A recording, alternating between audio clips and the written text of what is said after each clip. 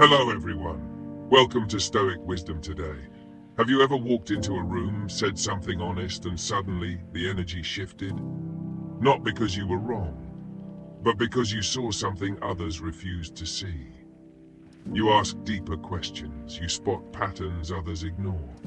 You speak truths that make people uncomfortable, and then you're called too intense, too deep, or worse, misunderstood. But what if that's not a flaw? What if it's a sign of awareness? The Stoics believe that true wisdom often sets you apart. Because when you see clearly, you no longer fit neatly into the expectations of the crowd. In this video, we'll walk through 7 signs you may be too smart or too perceptive to be easily understood by others. Not as a badge of pride, but as an invitation to own your insight with quiet strength and clarity. Let's begin with the first sign. One that always causes friction. You don't just question answers, you question the questions themselves. Sign 1. You question the premise, not just the conclusion. Most people argue over conclusions. Who's right, who's wrong, what's fair, what's not. But you go deeper. You ask, what if the whole conversation is based on a faulty assumption? That kind of thinking shakes the ground most people stand on. You're not trying to be difficult, you're trying to get to the root. But to others it feels disruptive. Why? Because clarity threatens comfort. And in many cases, people would rather defend a broken idea than face the discomfort of rebuilding a better one. The Stoics welcomed this kind of clarity. They taught that philosophy isn't about clever debate. It's about aligning with truth, no matter how unpopular it makes you. Epictetus said, "It is impossible for a man to learn what he thinks he already knows." So if your questions stir discomfort, let them. Don't shrink your insight to make others feel safe. Just know this. Not everyone is ready to examine their foundation, but that doesn't mean you're wrong for asking. Sign 2. You struggle with small talk because you crave depth. You walk into a conversation and someone says, "So, crazy weather, huh?" And your soul slowly dies inside. It's not that you're rude, it's not that you think you're better, you just want something real. You crave honesty, not performance. Stories, not status updates. And that makes small talk feel like noise. The Stoics would understand. They valued substance over surface. Seneca warned about wasting time on idle chatter that drains the soul. This doesn't mean every conversation must be profound, but if you often find yourself zoning out or feeling drained after social events, it might be because your mind is wired for depth. But here's the truth. Not everyone deserves your full capacity, and that's okay. Save your depth for those who can swim in it. Let silence guard your energy, because depth is a gift. But not everyone is ready to receive it. Tavasar. Sign 3. You anticipate problems others don't see yet. You walk into a room and immediately sense what's off. The tension no one is naming, the flaw in the plan no one's spotted, the future problem already forming. You're not negative, you're perceptive. But here's the challenge. People often mistake foresight for pessimism. You say, "This won't work unless we fix that." They say, "Stop being so difficult." And so you quiet down until the very thing you predicted happens. Again, the Stoics would nod here. Marcus Aurelius trained himself to expect resistance, conflict, delay, not out of fear, but out of preparation. True wisdom doesn't hope for the best blindly. It sees clearly and adjusts wisely. So if you often feel ahead of others, use that as a gift, not a weapon. Don't gloat. Don't warn with fear. Frame your insights in service of solutions, not just critique. Because when you speak from calm clarity, people are more likely to hear what they couldn't yet see. Sign 4. You feel disconnected in crowds, but alive in solitude. You're surrounded by people, yet you feel miles away. The small talk is loud, The energy is scattered, you smile, you nod, but inside you drift. Then you go home. You sit in silence, and suddenly, you're back. You feel connected not in noise, but in stillness. Not in being seen, but in seeing yourself. The Stoics made space for solitude every day. Marcus Aurelius ruled an empire, yet carved out time to write in silence.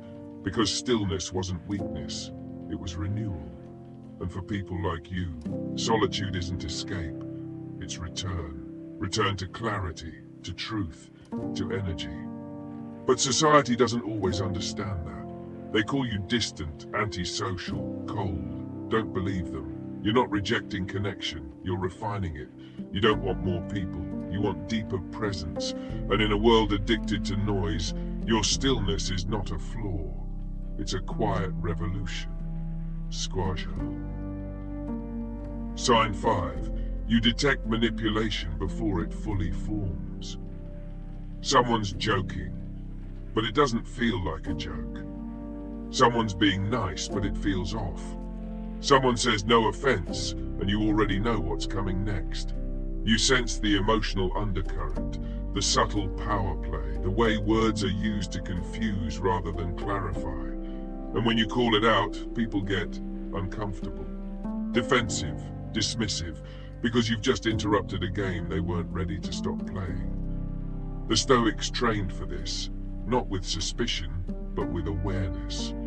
They sharpened perception, not for paranoia, but for protection. Epictetus said, when someone is properly grounded in life, they shouldn't have to look outside themselves for approval. When you detect manipulation, don't overreact. Don't try to expose or convince. Just pause, withdraw your energy, and let your clarity be your protection. Because when people realize they can't manipulate you, they either grow or they go. Either way, you win. Sign 6. You carry the weight of awareness. Once you see, you can't unsee. You notice dysfunction in systems. You spot hypocrisy in leaders. You hear what people really mean beneath what they say. And it's heavy, because awareness feels like responsibility. You want to fix things, help, wake people up. But sometimes they don't want to wake up. And that's where the weight grows. Marcus Aurelius wrote, if it's endurable, then endure it. If it's not, stop complaining. The Stoic answer isn't indifference, it's measured action. You help where you can, you speak when it matters, but you don't burn yourself out for a world that resists its own healing. Not everyone is ready to grow, not every system wants to change. Awareness is a gift, but don't let it become a burden you carry alone. Breathe, step back, do what's yours to do, and let life handle the rest. Sign 7. Sign 7. You outgrow people without hating them. There was a time they felt like your home, your best friend, your favorite person to talk to. And now, the connection feels thin. The conversations feel hollow. Not because you're angry, not because they did something wrong, but because you've grown.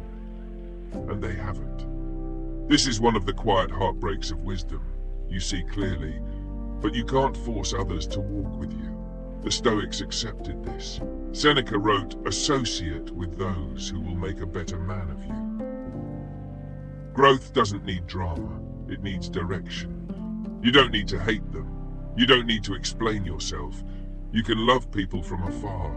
You can thank them silently for the role they played in a version of you that no longer fits. Because part of doing your best in life is knowing when to let go, and doing it with grace. Conclusion: the Stoic wisdom of being misunderstood. Here's the truth. If you've resonated with any of these signs, you're not too much, you're not broken, you're not alone. You're just seeing what others haven't yet noticed. You're hearing what others haven't yet said. You're walking a path that not everyone is ready for. The Stoics remind us, being misunderstood is not a curse, it's a signal. That you're living with depth in a world that often celebrates distraction. Don't let misunderstanding make you shrink. Don't explain yourself to people who only want comfort, not clarity. Just live your truth. Let your life speak. Let your actions define your message.